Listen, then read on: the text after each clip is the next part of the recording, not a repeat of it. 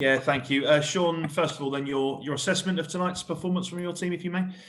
Yeah, I mean, it's a sort of tough one to call in the respect of a softer goal than usual for us, but I'm not going to over-question our centre-halves because I thought they were excellent today, to be honest. But, Ben, so honest as he is, he tries to clear and head everything, and he's just got a nick on it, which, of course, inevitably kept their player onside rather than offside. Maybe it could have been communicated from Tarki a bit earlier, and he gets a clear header. They didn't really open too many other chances, apart from at the end when we were, really going for it type thing. So from our point of view, I mean, I think it's something we're continually looking at this season as much as other seasons, where just finding the detail in the front third, because there was a lot of good play. It's rare that you go away in the Premier League and have as much ball as we did today. We kept it well at times. We operated in a good manner at times. We got into the front third and we couldn't find the killer moment. And that's a question mark of our season so far. In balance to that, of course, after 8 games, we had 2 points, and now we are where we are. So we have made a lot of progress, quite obviously. It's how much we can take on from here. I said to the players, what gets you there doesn't get you there. So therefore, we've got to keep layering up and keep adding to the performances. So strange ones, a lot of good things, but obviously, inevitably, you come away with nothing. You speak there about finding that detail in the final third. Have you seen enough to suggest that maybe a bit of luck or the ball bouncing for you will be enough to start the goals flowing? The strange thing about it, you can work on the training ground, but often strikers, just using strikers as an example, because the goal should come from all over the team. It's not just strikers, but using strikers as an example, a lot of strikers will tell you they suddenly start again. They find a goal. Sometimes a lucky one, sometimes an easy one, whatever way it comes, and then it just clicks again. So, but we want to obviously speed that process up. The idea of coaching is to try and speed that situation up. We know the four players can operate. I think there's a nice mix of how we can operate with 2 strikers. I like operating with 2 strikers. And none of them are quite there at the moment. It's almost like the freedom to score a goal. That needs to flow back into them, because sometimes you get a bit uptight and you're not quite making the movements or the runs that you normally would make when you're free-flowing and you're scoring goals. So it's kind of enough coaching and sort of pressure to put on them to push them, but a little enough to allow them the chance to go and play naturally. So it's always finding that balance, and it's a tough balance. And what can you work on between now and the trip to Liverpool in midweek? Well, with different style of game, probably, not definitely, but probably. They often dominate the ball anyway, but they can do it at their home place. So you've got to be, your defending side of the things has to be right. So I don't think necessarily you be overthinking how you can dominate the attacking third against Liverpool.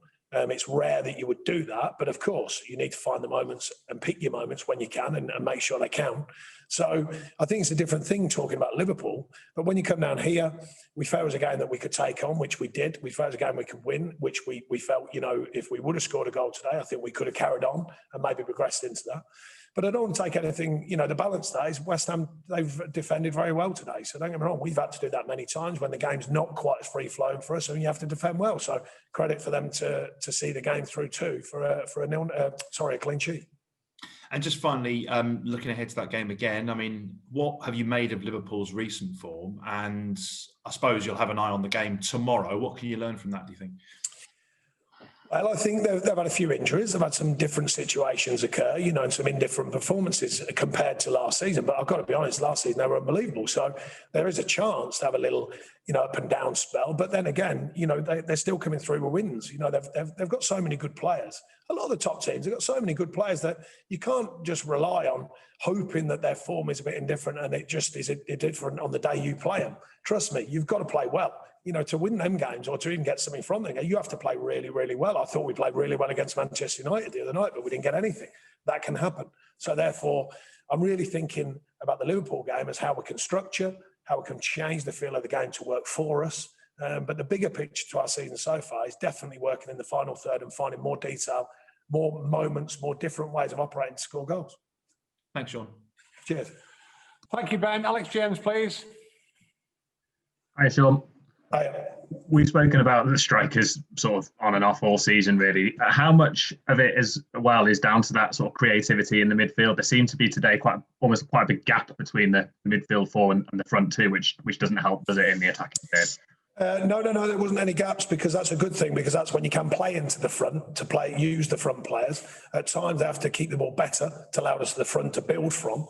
I thought there was a lot of creativity, especially from Dwight. I thought he was very good when he came on second half. And that was only a tactical thing. I thought Johan put such a big shift in against Manchester United. He just looked a bit quiet and a bit fatigued. So that was more of a tactical thing.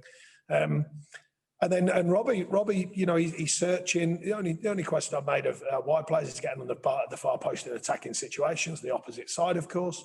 But no, there's a lot of things that are right about the team at the moment. But inevitably, you've got to find the margins, which we've done many times. It's very rare we dominate games with loads of goals. We know that because the games are tight. But we often get on the right side of them. So we're close, but we've got to make sure that we do it rather than waiting for it to happen. Did you consider at all freshening the side up? Obviously, you kept an unchanged side, and I know the likes of Dwight and J-Rod are working their way back to sort of true sharpness, if you like. But was there any consideration of just freshening things up to see if that paid off or made a difference? There's a consideration for every single game that we play. How far off was Charlie Taylor? Is he likely to be involved, do you think, on Thursday night at Liverpool? He's got a chance. We'll wait and see. As you know, you cover us. We've had so many injury situations. We've had to, even with Johan today, I thought he looked a bit fatigued, in the first half and a bit quiet. And I thought if that carries on, in my history of knowing him the last couple of seasons, it's been hard then, and he's had little niggly injuries. So I made a call on that one. Robbie's finding his feet physically now. Jared, as you said, is just getting back to that true fitness. And so, it's been that fine line between pushing the players to maximum, but also holding them back enough where they can get truly fit. Because it's a season's work. I've said that all the time. And every year I've been at Burnley, it's a season's work. It's not one game, 2 games. It's always a season's work. And for that, we need a fully fit group to operate. And just lastly from me, you've spoken before about the last one not owing you the next one. And you've also spoken about the stats and facts of the likes of Woody and Barnsley supporting the fact that you believe they'll eventually come good in front of goal. Is that still the case? You still got firm belief in those two as your first choice front pair?